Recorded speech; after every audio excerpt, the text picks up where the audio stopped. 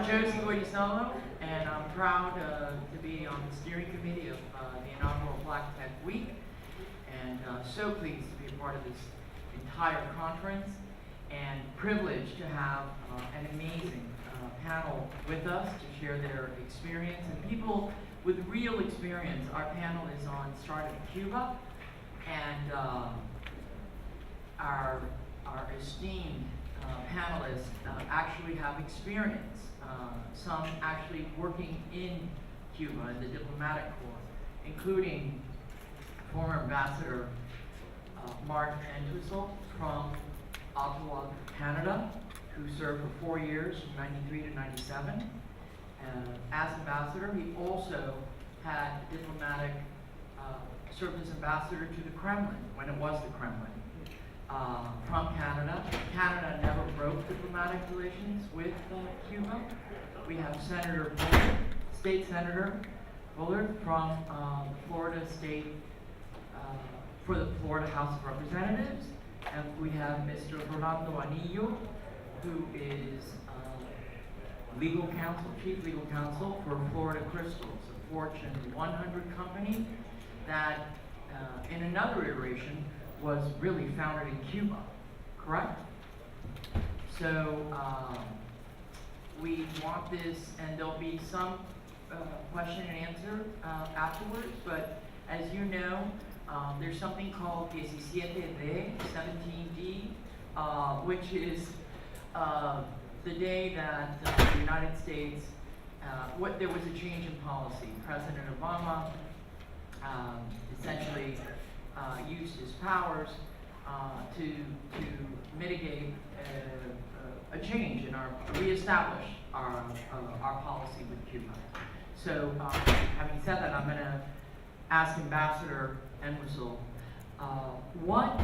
there were 6 meetings in Canada leading up to, just for a little bit of background, leading up to a meeting that took place at the Vatican. This is 56 years in happening. So please explain how this came to be and what a roadmap of what you expect it to, how it will evolve, because it is an evolutionary process.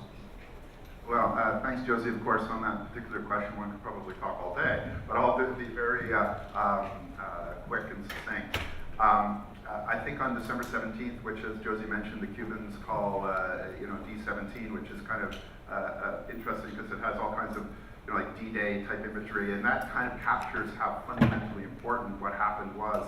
I think both presidents really undertook what I consider to be a disruptive act and showed a kind of political leadership in the face of obstacles on both sides that one rarely sees in the world anymore, frankly. President Obama, we understand.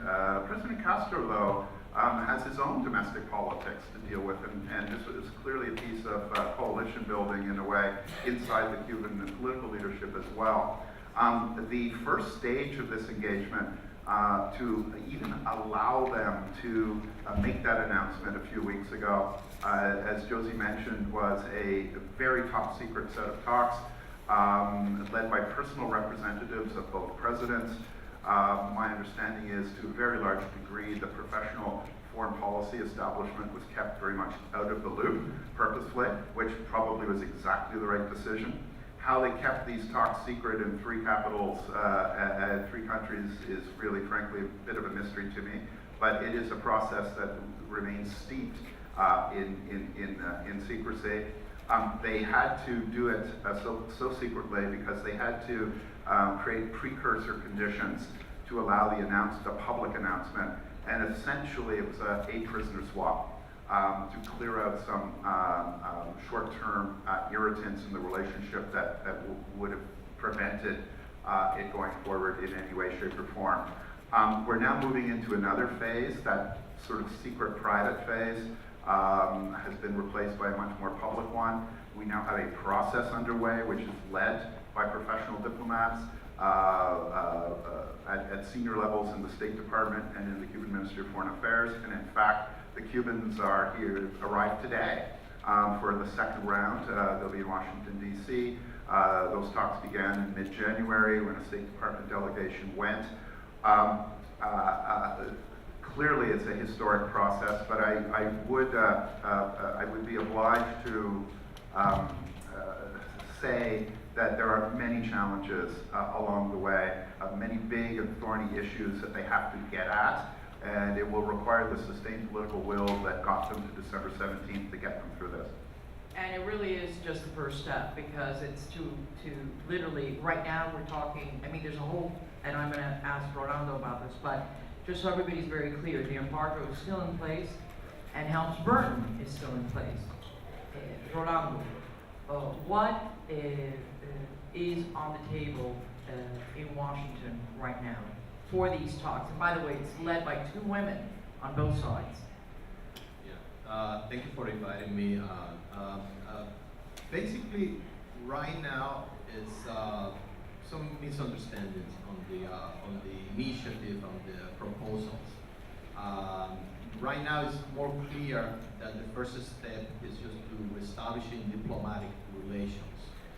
And the first step in diplomatic relations is to change the representation that we have right now, which is an interest section in Havana, and the Cuban has one in Washington for an embassy, and it has to require the appointment of an ambassador. So tomorrow, I think it's going to be hopefully the announcement that Cuba and the United States has established relations, and that they will have an agenda to open the embassy officially, probably in 2-3 months or so, maybe before or after April. It depends on how negotiation and all that. But what is on the table is very important. The U.S. delegation is saying that they don't want to have an embassy that doesn't have the opportunity to interact with the Cuban people, and to basically they want to have an embassy like they have in any other part of the world, where the Cuban people can go to the embassy not only for a visa, but also to get training,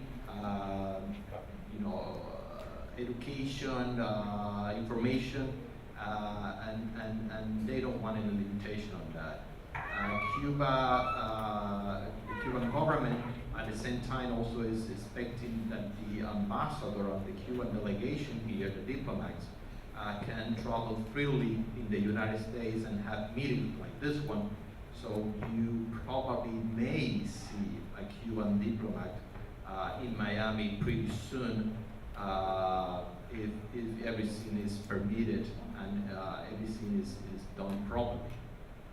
So let's talk about who can actually do business in Cuba, and what are the opportunities for U.S. entrepreneurs? Mark? Well, as you mentioned, the embargo is still, in fact, all in effect, and could indeed be in effect for some time. When we talk about the U.S. embargo, what we're really talking about is sort of short form for a real mashup of a bunch of different things. Some of it is actual law, some are presidential orders, regulation, to disentangle what we generally call the U.S. embargo. Trade and investment embargo is a slightly daunting task, and it may be done, frankly, in bits and pieces and stages. And we may see your president moving quite robustly to do whatever he can. Eventually, large parts of it will end up in Congress, and there are things like the ban on travel of Americans and all of that kind of thing. There are some exemptions in the embargo already that have historic context to them.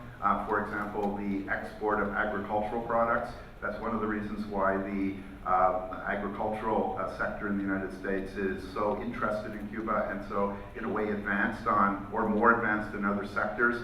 Although they're principally interested in selling product into Cuba, so you get a galvanization around the Midwest and that kind of thing.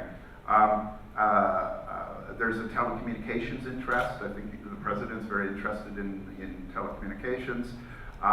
This is a tricky sector, I will have to say. partly because it's so politicized in all countries. Even in my own country, it's a very politically sensitive sector. It's very regulatory, how you deal with bandwidth issues, et cetera, et cetera. But there are clear telecommunications needs in Cuba, and obviously the United States has great expertise in this. Over time, when U.S. business is able to go and actually do real business, not all U.S. business will be able to do what they want to do in Cuba, frankly because the Cubans may not be interested. Yes, my advice to U.S. business in general is to listen very carefully to what the Cubans themselves tell you, because they have very specific needs, very specific sovereign economic development priorities. So for those businesses that that coincide with the interests of the Cubans, it could be a great deal of opportunity in a whole variety of sectors. For those where the alignment's not there, it may have to wait for some evolution of the Cuban economy before business is possible. Thank you. Senator Bullard, strategically, what's at stake for the state of Florida, and how is the state preparing? Well, of particular interest to the state of Florida naturally are any impacts, good or bad, to the things that make our economy robust, and that is travel and tourism as well as agriculture. And so there's particular interest on the part of quasi-governmental agencies like our Department of Citrus, as well as private industry that has been successful in the state thus far, as to what the ramifications of the new agricultural landscape in Cuba is going to look like. But what we're going to ultimately see from a statewide standpoint is the exchange of intellectual capital. The idea that new agricultural innovations that are being developed here in Florida, meaning sort of the old guard agricultural techniques used in Cuba. More importantly, and probably something you're going to see more forthcoming, is there have already been cultural junkets to Cuba by folks like Visit Florida, our Convention and Visitors Bureau here in Miami-Dade. And so what you're going to see is the development of cultural exchange programs between the island and the United States. And with Florida being, in essence, the intermediary in bridging that. And so you're going to see naturally, and we've seen periodically over the years, slow influxes of Cuban artists being able to come into the U.S. and perform. What you're going to see is probably a more robust and transparent cultural exchange, whether it's from the visual and performing arts to possibly even adjunct professors coming between universities. So I would definitely anticipate a growing relationship with the Cuban government and the state of Florida over the next few years. So we have, and literally there's a timeline, because the president has about a year and a half left. It's 2 years, so there's a real countdown. The same way we're being counted, there's a countdown. So on the U.S. side, it's not just the president. Congress is up, but Cuba is also planning its next communist convention, if you will, or assembly, in 2016, April 2016. Rolando, could you explain, please, could you provide us some insight into what the process is? Because this is, and are we expecting them to say that communism hasn't worked? Or how are they going to frame these changes that are happening economically, and what might we see in terms of a transition of political leadership? Yeah, I think in 2011, we have to go back a little bit. In 2011, Cuba has a Communist Party Congress, and where they debated all what they called the updates of the Cuban economic model. It's a very unique definition. They don't want to call it reforms, but that's being, everybody's referring to Raul Castro reforms, economic reforms. Unfortunately, those reforms have been too slow and too cautious, and they haven't produced what it was anticipated.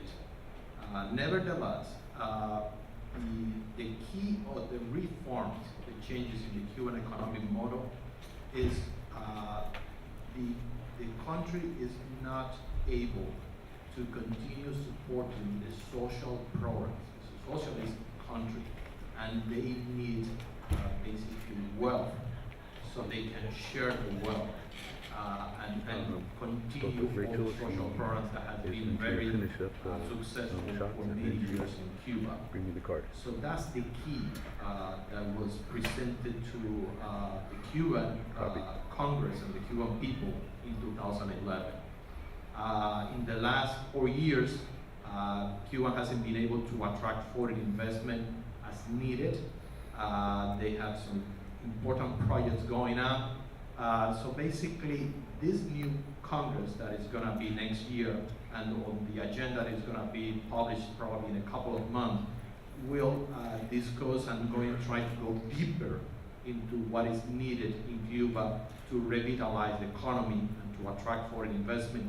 And also, and this is important to mention, is going to be the opportunity of the new change in the U.S. policy by empowering the Cuban people.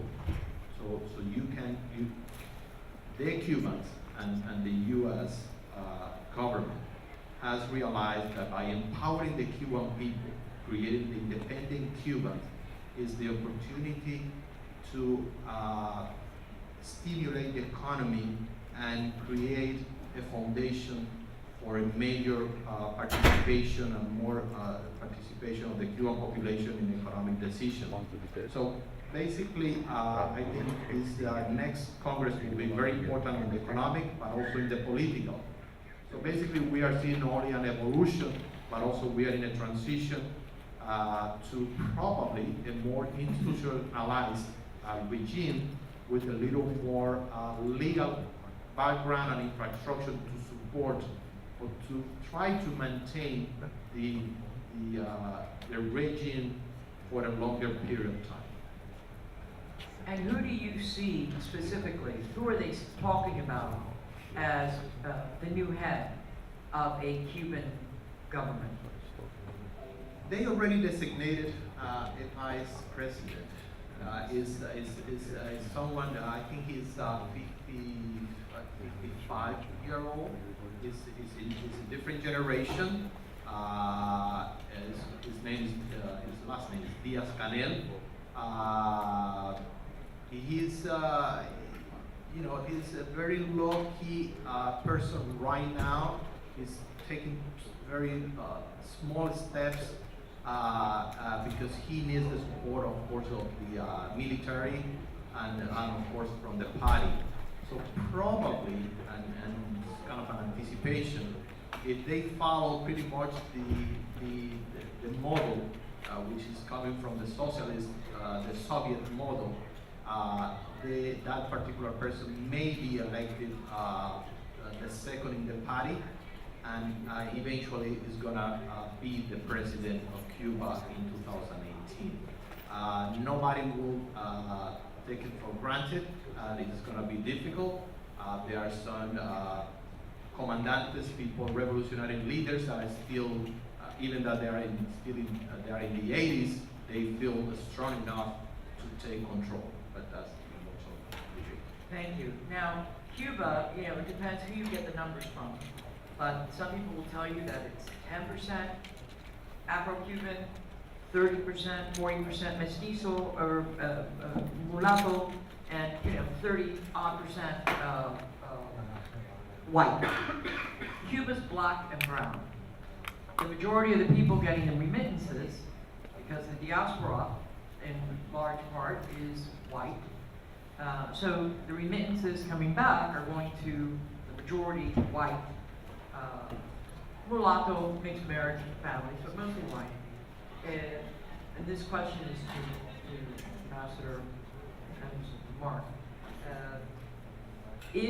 How are we going to make sure that as this becomes more entrepreneurial, as the Cuban economy opens up, that Afro-Cubans who might not have that capital also have access to the resources, tools, to the ability to open businesses in the same manner as white Cubans? Well, you've touched on a number of elements there, and in a way, a very important key feature of Cuba, and it's not one that's talked about very much, frankly. One of the reasons it's not talked about very much, and that's the sort of the race profile of Cuba, is in the traditional, historic, both pre-revolutionary and post-revolutionary nationalist narrative of Cuba. The question doesn't exist. There is no race question. There's a Cuban national identity, which is essentially mulatto. There's a famous book in the United States called The Browning of America. The Cuban version would be long ago browned, and it's a part of the kind of Cuban political culture. There are certain realities, of course. Josie, in fact, mentioned one. The Cuban economy takes in quite significant amounts of money in remittances from Cubans living outside the country, largely in South Florida, in New Jersey, but also in other countries, Spain, Mexico, other places. Depending on estimates, this is a minimum of $1 billion, maybe up to $2 billion a year. It's a fundamental revenue piece of the Cuban economic puzzle. And it does tend to follow sort of who's got family overseas. Most of the Cuban community in the United States is what would sort of self-designate and be perceived as sort of the white Cuban profile. So that's there. The Cuban economy is a complex one internally. You probably have, I would argue, maybe 3 Cuban economies now all jumbled together, existing simultaneously. You have the state economy, which is the overwhelming majority of Cuban economic activity by far. These are state-owned operating companies. Long ago, by the way, back in the mid-90s, the Cuban government broke up the old Soviet-style command economy ministries that used to actually try to run businesses. They split them up into, they created operating companies that do operate on a profit motive. They're expected by the state to make money, not simply to employ people, but to make money. But they dominate, of course, the economy. There's been a creation of a small private sector, which is growing in the Cuban context in leaps and bounds. It was space opened up, frankly, because the government of Cuba needs to move about 1.5 million Cubans off the state payroll. They realized some time ago that the state cannot afford to do this. In old kind of command economy style models, the state would subsidize false employment, so you had full employment, but lots of people were in fake jobs and weren't fully employed. The state can't afford this anymore. But these people, Cubans, they're essentially firing from the payroll. Large numbers of Cubans, they have to go somewhere. So systematically, it may look very slow from the outside, but relentlessly and systematically, they've been opening up this sector. It's largely run all these private restaurants and cafes and bars that are growing, like exploding like mushrooms or growing like mushrooms in Cuba. That's still a relative sliver of the Cuban economy. Another, and in a way, for me, more interesting sector is what is essentially the quasi-privatization of state sectors through what would be the Cuban equivalent of a management buyout, where state companies are now being sold to their employees.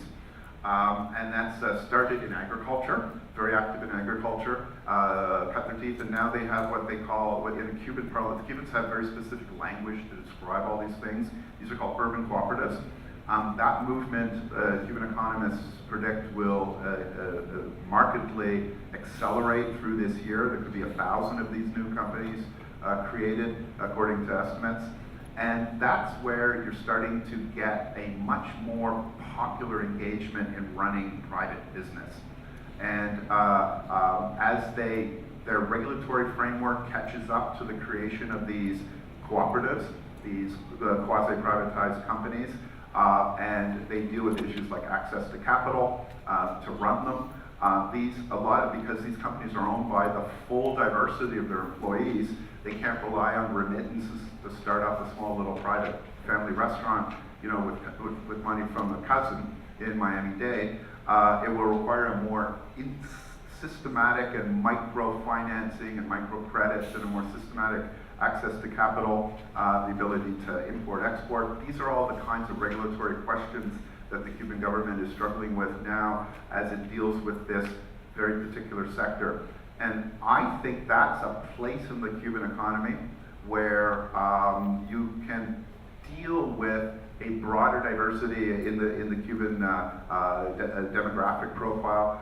It would be frankly put, a new, innovative, and very interesting space for Black American entrepreneurs, given the context of what we're doing this week, to look at, and I think it's one of the more exciting pieces of the Cuban economy as it moves through 2015.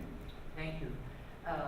Senator, what is the, in terms of, what opportunities are there for Floridians? What are you telling Florida-based businesses, young entrepreneurs, tech entrepreneurs, in terms of what opportunities actually exist? There are opportunities. The technology sector in Cuba is actually, there are skills gaps, but there are amazing coders. There are amazing people doing web design, building, and who are brilliant at what they do with far less resources.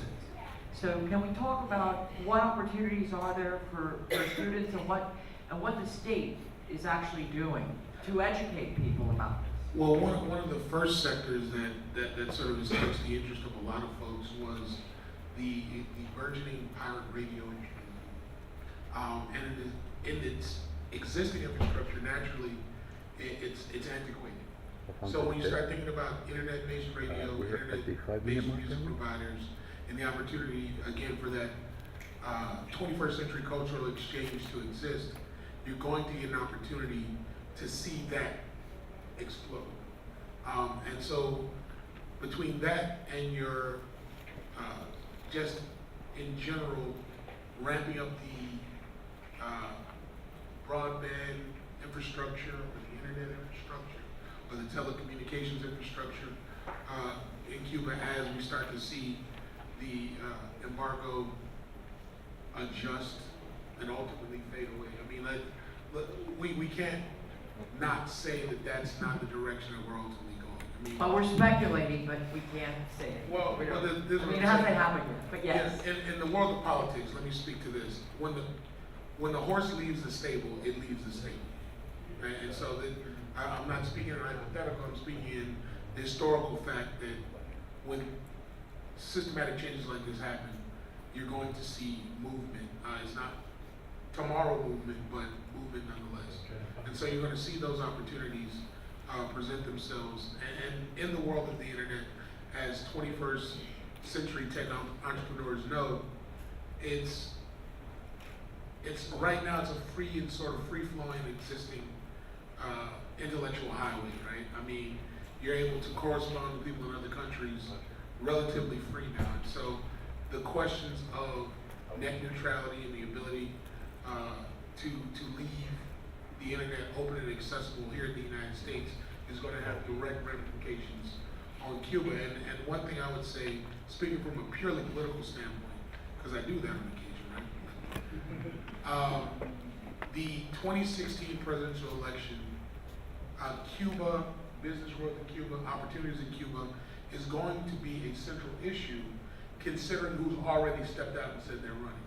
When you're talking about a former governor of the state of Florida, now possibly being put in a political debate with a former Secretary of State who, in essence, ushered some of these changes in, it makes growth in Cuba a central talking point on foreign policy for the next year and a half. So you're going to start to get inferences and notions about what the direction of the next administration and the will of the next presidential administration is going to be. You're going to be getting those hints in sound bites, again, for the next 18 months. But it's interesting that you bring up net neutrality And I mean, in our country, in the United States, over 63% of our schools don't have Wi-Fi at levels that allow teachers to adequately teach children.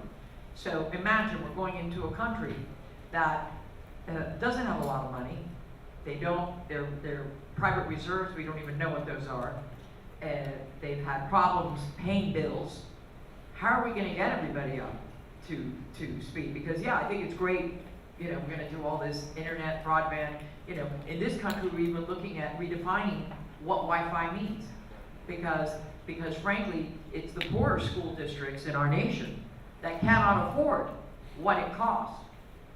And it's funny you bring that up. I had a chance to go with on a State Department junket to North Africa, and the folks in Tunisia are wrestling with the same issues in lieu of what has happened with the Arab Spring, and how do you bring technologies to these rural areas? And what those countries have done is basically said, we're going to make a demand to suppress what you're basically charging other countries for their internet infrastructure. So in order to get that here, we're going to subsidize as a government the expansion of internet into our country. And if you want to deal with us in terms of revenue sharing or even providing those resources, it's not going to be at exploitative levels. We're not going to allow you to just come in and cannibalize existing industries. So companies like AT&T, companies like Comcast have had to, by law of those countries, partner with the local homegrown providers in order to make it happen. I would suspect, with a government like the Cuban government in its current existence, something similar will happen. All right, we are being counted down, but I'm going to ask our esteemed panelists to one takeaway, or top 3 takeaways on Cuba for this audience. 3 top takeaways that they need to know, and a sentence each. Rolando? Okay, very important. I don't know if you know that there are some Cuban students participating already in Miami-Dade classes and training. So now the regulations, it's been quite a while, and now it's probably easier. If you are interested in immersion programs in Cuba, there is an opportunity. So I think you need to do a little research, but that's an opportunity to know your neighbor a little better outside the spectrum from Miami-Dade. That's an opportunity, that's something that you should consider. The second one that is important, I'm talking about technology, is that for the first time in 56 years, a U.S. person is allowed to import from Cuba software, technology, information, materials. So you may have some Cuban partners in the future if you are interested in technology. And so that's an opportunity. And I believe the third one is that you're gonna be part of a debate, as the Senator mentioned, and it's coming pretty soon. And then you're gonna vote and play an important role in deciding how you wanna deal with your neighbor. Thank you. Senator? Mine will be summed up this way. Get your passports, get your money up, and get prepared. I mean, those are going to be, especially for those of you between 18 and 24, as you start to see this growth potential, you're going to see grand opportunities opening up. Thank you. Mark? I guess my 3 core takeaways would be, number 1, don't see Cuba as a caricatured cartoon. It's a very, very nuanced, complex, at times surrealistic place, but it is an economy, society, in fact, in evolution towards something. And watch the evolution of the Cuban economy for a number of internal domestic reasons. And I think if there are 2 trends in 2015 in Cuba to watch, the first is the coming unification of the currency, which I won't even get into because that story would take us all day.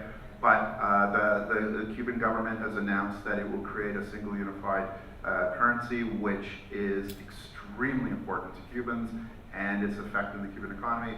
And lastly, I would just highlight what Rolando mentioned about the coming probable term limits, which Raul Castro announced the intention to do some time ago, where you would have a Cuban president limited to 2 terms of 5 years each, which means the unthinkable may happen in our lifetimes, that Cuba by literally 2018 may be without a Castro at the helm, and you may have what in our own North American politics would see as a lame duck presidency by as early as 2017, and what that means for the future, but it means the political situation will be fascinating in Cuba over the next few years. Thank you so much to everybody, and thank you for being here.